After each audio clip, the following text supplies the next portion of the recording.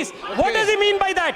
1950s and 19. Akhilesh Yadav ji, Akhilesh Yadav ji, अध्यक्ष महोदय, Akhilesh please, अध्यक्ष महोदय, मैं आपका धन्यवाद देना चाहता हूँ।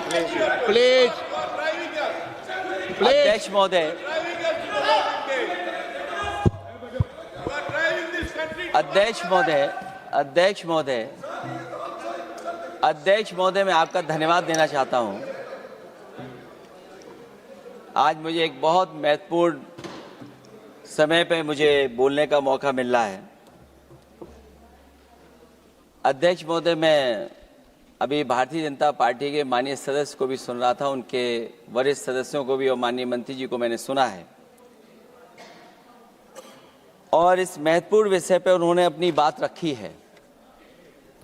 समाजवादी पार्टी महिला आरक्षण के पक्ष में है और समाजवादी पार्टी का इतिहास रहा है कि हम लोगों ने हमेशा महिलाओं को आगे बढ़ाने के लिए काम किया है। हमारे नेता जिनकी विचारधारा पे हम लोग आगे बढ़ रहे हैं, डॉक्टर राम मनोहर लोहिया, उन्होंने हमेशा जेंडर जस्टिस और सोशल जस्टिस की बात की है। हम समाजवादी लोग जेंडर जस्टिस और सोशल जस्टिस के पक्ष में हैं और महिलाओं का आरक्षण 33% हो उसके भी पक्ष में हम लोग बोल रहे हैं। और ये लड़ाई हमारी निरंतर चल रही है और कहीं न कहीं आरक्षण हमारी पीढ़ी के आह्वान को और मजबूत कर रहा है। लेकिन जिस तरह की बातें हमें सुनने को मिल रही हैं, अब भारतीय जनता पार्टी नारी को नारा बनाने की कोशिश कर रही है। भारतीय जनता पार्टी इस आरक्षण को लेकर के भाजपा अपना नारी का नारा बनाना चाहती है और बदलने की कोशिश कर रही है। जिन्होंने नारी को अपने संगठन में नहीं रखा, उनके मान सम्मान के लिए कैसे रखेंगे? और अगर ये बात गलत है, अध्यक्ष महोदय, जिस पेरेंटल संगठन से आप निकले हैं उसमें मान सम्मान के लिए संगठन में कितनी नारी हैं ये बता दें आप। और इनका, क्योंकि पिछले कई वर्षों से अध्यक्ष जी ये सरकार में है और मैं सुन रहा था माननीय मंत्री जी को मैं सुन रहा था, उन्होंने बहुत सारे योजनाएं, बहुत सारे कार्यक्रमों की जानकारी दी। लेकिन अगर हम दुनिया के आंकड़े देखें, जेंडर इक्वलिटी में हम कहां खड़े हैं? हम 146 में 127वीं जगह पर खड़े हैं। और अगर हम इनके खुद के सरकारों को देखें अगर, तो अध्यक्ष महोदय, इनके 21 जगह सरकारें हैं। 21 जगह यूनियन टेरिटरी और स्टेट मिलाकर के और सहयोगी दलों के साथ मिलकर के 21 सरकारें इनकी हैं। भारतीय जनता पार्टी ये बताए कि उनके 21 स्टेट में जहां सरकारें उनके सहयोगी साथियों के साथ चल रही हैं, कितने मुख्यमंत्री इनके बने हुए हैं? कितनी महिला मुख्यमंत्री बनी हुई इनकी? जीरो। और जो दिल्ली की बनी हुई हैं, हालांकि वो हाफ चीफ मिनिस्टर हैं और वो भी महिला होने के नाते केवल हाफ चीफ मिनिस्टर हैं। नहीं, अधिकार कहां है? एक चीफ मिनिस्टर के जो अधिकार होते हैं, एक स्टेट के जो अधिकार होते हैं, क्या आपके दिल्ली की मुख्यमंत्री के पास वो अधिकार है? और फिर जो अभी तक जो सबसे बड़ी पार्टी है, जो सबसे बड़ी पार्टी अपने आप को कहते हैं, पूरे देश में जितने भी इनके विधायक चुने गए हैं, आप बताओ आपकी संख्या क्या है? 10% से ऊपर नहीं जा पा रहे हैं आप? क्या 10% से ऊपर हैं आप? और फिर लोकसभा की गिनती में अगर हम देखें तो लोकसभा की गिनती में कितने संख्या में आप हैं? इसलिए अध्यक्ष महोदय, जहां हम ये कहते हैं कि हम महिला आरक्षण के पक्ष में हैं, वहीं कुछ सवाल हमारे भी आपके लिए हैं। मैं उससे पहले याद दिलाना चाहता हूं कि कई बार लोग ये कहते हैं कि समाजवादी पार्टी विरोध करती है। अगर हम अपनी बात कहना चाहें तो डॉक्टर राममनोहर लोहिया, जिनकी विचारधारा पर हमारी समाजवादी पार्टी का आधार है, उनके द्वारा हमेशा महिलाओं को पुरुषों के बराबर की हिस्सेदारी हर क्षेत्र में देने की बात कही गई। और मैं उनको कोट करना चाहता हूं कि संस्कार का आरंभ महिला से होता है। यदि महिला जागृत है तो पूरा समाज जागृत हो जाता है। ये लोहिया ने हमारे जिस विचारधारा पे हम लोग चल रहे हैं वो हम आपको बताना चाहते हैं। जब तक महिलाएं राजनीति में नहीं आएंगी, सामाजिक क्रांति अधूरी रहेगी। लोहिया जी ने निरंतर महिलाओं की राजनीति में महत्वपूर्ण भूमिका पर बल दिया है और समाज में वास्तविक परिवर्तन उनके योगदान से ही आ पाएगा। इसलिए मैं याद दिलाना चाहता हूं अध्यक्ष महोदय, उत्तर प्रदेश में पंचायत में सबसे पहले आरक्षण महिलाओं के लिए लागू करने का काम समाजवादी पार्टी ने किया। तो जहां महिलाओं के पक्ष में है उनके आरक्षण के, वहीं हमारा सवाल यह भी है कि जल्दीबाजी क्यों है? आखिरकार महिला आरक्षण के नाम पर जल्दीबाजी क्यों है भाजपा के अंदर? सच तो यह है कि भाजपा जनगणना को टालना चाहती है, और जनगणना को टालने का मतलब है कि जाति जनगणना को टालना चाहते हैं। और जाति जनगणना इसलिए टालना चाहते हैं क्योंकि वो आरक्षण का सवाल उठेगा। जो भाजपा, उनके संगी साथी कभी भी देना नहीं चाहते हैं आरक्षण। भाजपा को यह भी अच्छी तरह याद है कि पीडीए में ए का मतलब आधी आबादी है, मतलब महिलाएं भी पूरी की पूरी उसमें गिनती में आती। एक बड़ा चुनावी सच ये भी है कि भाजपा की चुनावी घपलेबाजी अब पूरी तरह से भंडाफोड़ हो गई है।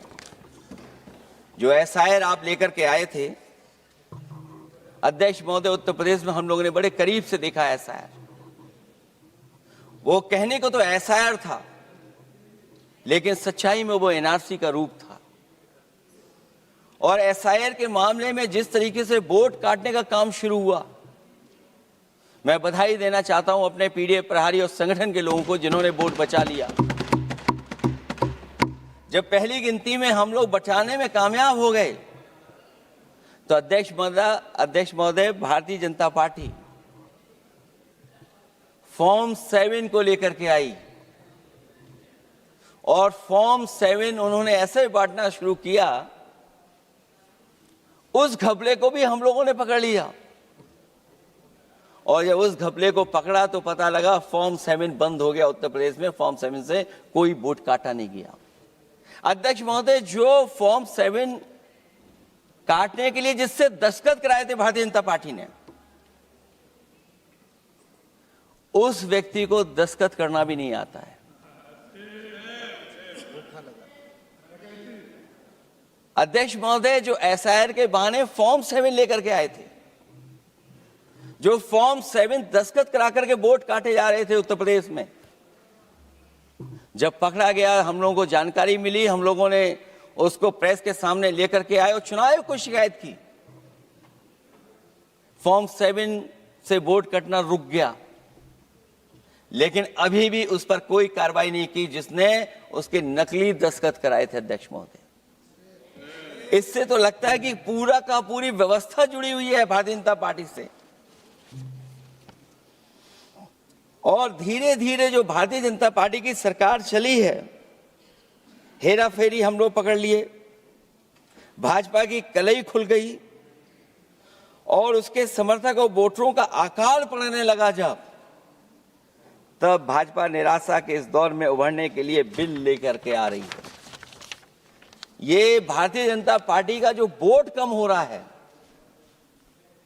असली लक्ष्य अध्यक्ष महोदय वोट है, सत्ता में रहना है, इसलिए आरक्षण को लेकर के आए हैं। भाजपा की यही राजनीतिक चाल रहती है। जब पुराने लोग ये समझ जाते हैं कि भाजपा किसी की सगी नहीं है, तो हर बार भाजपा कुछ नए लोगों को अपने लुभाने जुमलों में फंसाती है। इस बार भाजपा महिलाओं को लेकर ये पुरानी चाल चल रही है, लेकिन सफल नहीं होगी, क्योंकि सबसे ज्यादा दुखी तो महिलाएं ही हैं। भाजपा की कमीशन खोरी और चंदा वसूली की वजह से जो महंगाई बढ़ी है, उससे उनकी रसोई सूनी हो गई है।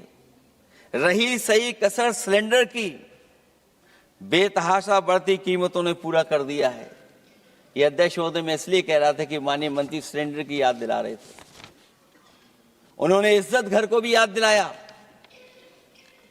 जिसको कभी प्रधानमंत्री जी ने कहा कि ये इज्जत घर होंगे। गांव गोद लिए गए, जाकर के सरकार देखे उन गांव को अनाथ अगर किसी ने छोड़ा है तो भारतीय जनता पार्टी ने छोड़ा है। हर महिला अपने बच्चों को पढ़ाना चाहती है, लेकिन भाजपा की शिक्षा विरोधी सोच तो सरकारी स्कूल तक बंद करवा दे रही है। महिलाओं का दर्द क्या होता है, ये मेरठ के दुकानदारों के परिवार की महिलाओं की आंखों में आए आंसू भी बयां कर रहे हैं, और नोएडा की मजदूर और मेड के गले बयान भी कर रहे हैं। क्योंकि जब हम बहस महिला आरक्षण पे कर रहे हैं, तो हमें याद रखना चाहिए कि हमारे बिल्कुल बगल में 40,000 से ज्यादा लोग सड़कों पे मजदूर, महिलाएं सड़कों पर हैं, जहां से प्रभु श्री राम जो कभी हम लोगों ने स्क्रीन पे देखा था, वो चुन करके आए थे। वहां पर महिलाएं धरने पर बैठी हैं, और अगर ये धरने पर इसलिए बैठी हैं क्योंकि उनको न्याय नहीं मिल रहा है, भारतीय जनता पार्टी की सरकार की वजह से उनके घर उजड़ रहे हैं,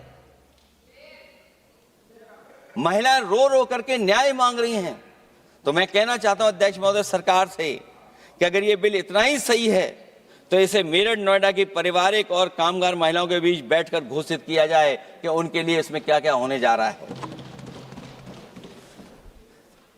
हम महिला आरक्षण के साथ हैं, पर उस भाजपाई चालबाजी के खिलाफ हैं जो एक साजिश के तहत की जा रही है। भाजपाई और उनके संगी साथी देश की सबसे बड़ी आबादी के वर्ग मतलब पिछड़े वर्ग की महिलाओं के बारे में चुप्पी साधे बैठे हैं। ये बात अध्यक्ष जी समझ में नहीं आ रहा है, क्योंकि जब हम लोग प्रधानमंत्री जी को सुनते थे तो वो ये कहते थे कि हम पिछड़े वर्ग से आते हैं, हम आप जैसे ही हैं, पिछड़े हैं। लेकिन जब आरक्षण की बात हो रही है तो पिछड़ों की संख्या इसमें कितनी है, हमें उम्मीद है कि सरकार इस पर जरूर बात अपनी रखेगी। ये संशोधन के नाम पर जो जल्दीबाजी दिखा रहे हैं, दरअसल उसके पीछे भाजपाइयों की मंशा है कि जनगणना न करनी पड़े, क्योंकि अगर जनगणना करनी पड़ेगी तो जातिवार आंकड़े भी देने पड़ेंगे और जातिवार आरक्षण भी। ये भाजपा का एक बहुत बड़ा षड्यंत्र है, जिसमें जनगणना आधारित परसीमन को नकार कर पिछड़ों का अधिकार लूटा जा रहा है। ये लोकतंत्र के खिलाफ खुफिया लोगों की गुप्त योजना है, जो अब तक स्वीकार नहीं, जब तक प्रक्रिया के साथ हम लोग स्वीकार कभी नहीं कर सकते, जब तक इसका लागू करने का तरीका ठीक ना हो। अगर पिछड़ों की आबादी कम से कम अगर हम गिन लें कि 70%, 80% से ज्यादा है, अध्यक्ष महोदय अगर हम उनको 66% मान लें, तो इनकी आबादी कम से कम पिछड़ों की 33% होगी, आधी आबादी की जनसंख्या, जिनके हक की बात तो है ही नहीं इसके अंदर। इसका मतलब यह हुआ कि पिछड़े वर्ग की 33% महिलाएं, उनको हक देना नहीं चाहते ये लोग, हक उनका छीनना चाहते हैं।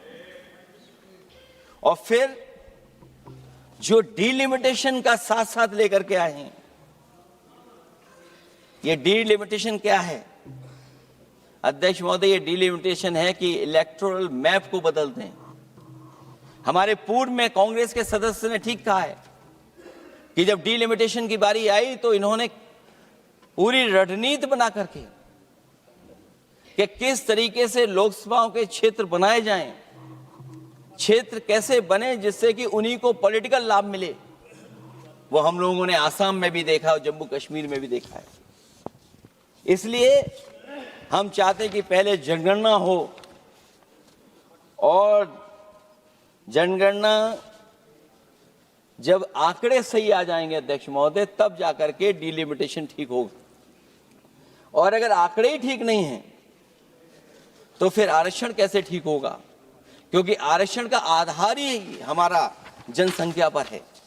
कहीं ऐसा तो नहीं कि आधी आबादी में ये मुस्लिम को भी ना गिनते हो, मुस्लिम महिलाओं को। इसलिए हमारी मांग होगी कि आधी आबादी में पिछड़े और मुस्लिम महिलाओं को भी जोड़ करके इस आरक्षण को पूरा किया जाए। एक जो हमें आशंका है कि जब आरक्षण होगा और डिलिमिटेशन होगा और जब संख्या बढ़ेगी तो उत्तर प्रदेश की संख्या विधानसभा की 500 से ऊपर होने जा रही है। और अगर 500 से ज्यादा होने जा रही है तो उसमें सरकार क्या विचार कर रही है? कहीं कोई ऐसा षड्यंत्र तो नहीं है जो हम महिला आरक्षण के बहाने उस षड्यंत्र को छिपा करके आगे बढ़ रहे हों? क्योंकि उत्तर प्रदेश में 120 सीटें तो लोकसभा की होने जा रही हैं और विधानसभा की सीटें तो अगर 600 हो रही हैं, अगर 600 हो रही हैं तो कहीं ऐसा तो नहीं अध्यक्ष महोदय उसमें भी कोई साजिश षड्यंत्र हो? जो षड्यंत्र हम लोगों को समझ में नहीं आ रहा हो। और अगर षड्यंत्र रहेगा तो जैसे अयोध्या हारे आप, एक बार फिर उत्तर प्रदेश आप हार जाएंगे। और 33% सीटें कौन सी होंगी? आप अगर सीट रिजर्व कर देंगे, कॉन्स्टिट्यूंसी रिजर्व हो जाएगी, तो अध्यक्ष महोदय ये महिलाओं के बीच ही कंपटीशन करा देंगे। अगर कॉन्स्टिट्यूंसी रिजर्व होंगी तो अध्यक्ष महोदय महिलाओं के बीच ही कंपटीशन हो जाएगा। क्योंकि वो अध्यक्ष महोदय वो माननीय सदस्य कह रहे हैं कि वो तो होना चाहिए, वो सास बहू वाली तो हार गई हैं आपकी।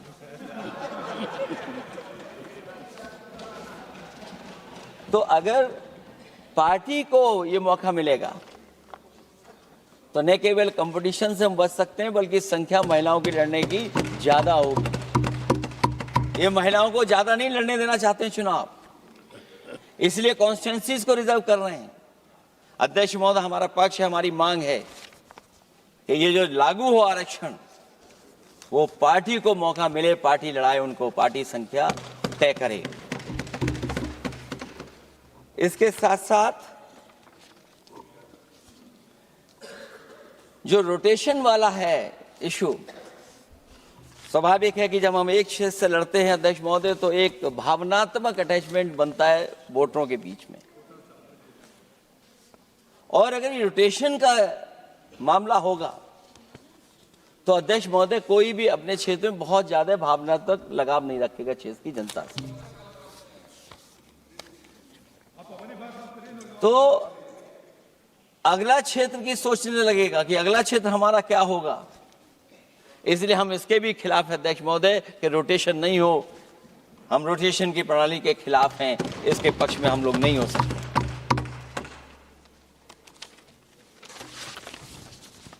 इसलिए अध्यक्ष महोदय हमारी मांग होगी कि पहले सेंसस कराए, जनगणना कराई जाए। और अगर जनगणना नहीं कर रहे हैं तो इसका मतलब धोखा दे रहे हैं।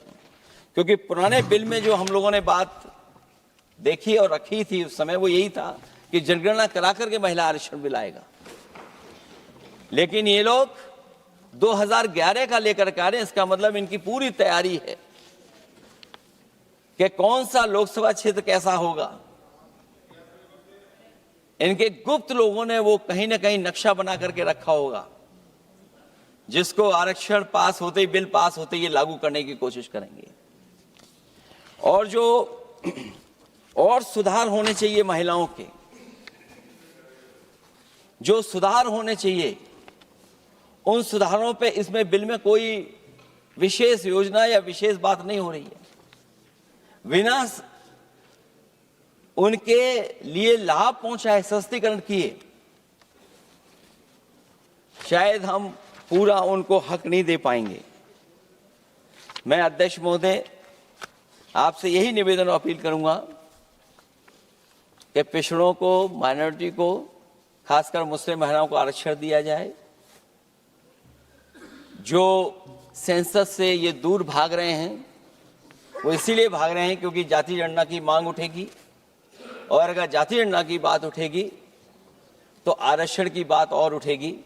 हमें उम्मीद है कि हम लोगों की बात मान करके सरकार उस पर विचार जरूर करेगी। जब हम आरक्षण देना चाहते हैं तो बिना पिछड़ा, बिना मुसलमानों के शायद हमारा जो लक्ष्य है महिला आरक्षण का, वो पूरा नहीं होगा। इन्हीं शब्दों के साथ आप सबका बहुत बहुत धन्यवाद।